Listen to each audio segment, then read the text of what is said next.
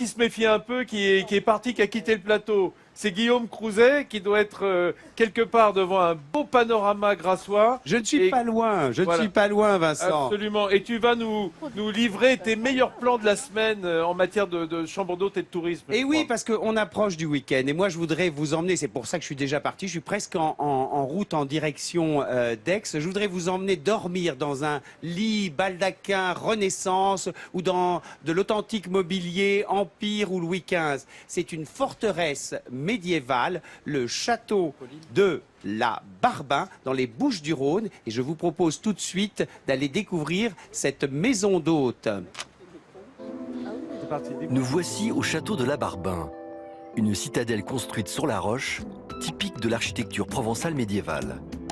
Et si la forteresse a traversé les âges,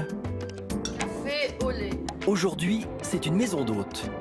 Ustensiles en cuivre du XVIIIe siècle et petites attentions de la propriétaire, au saut du lit, les touristes venus du monde entier sont dépaysés et conquis. C'est très authentique et alors c'est très différent comme un hôtel normal. Alors ça nous plaît beaucoup. Le château abrite 5 chambres d'hôtes. Ces clés sont des vieilles clés, c'est assez difficile à ouvrir. Toutes soigneusement décorées dans le style de l'époque. Les hôtes sont très très contents de venir dormir dans quelque chose qui est resté vraiment dans le jus de l'époque. Et dans la suite des amours, ce lit a appartenu à la famille Romanov. le mobilier est du XVIIIe siècle, mais le confort bien contemporain. À l'image de cette salle de bain offrant tout le confort moderne.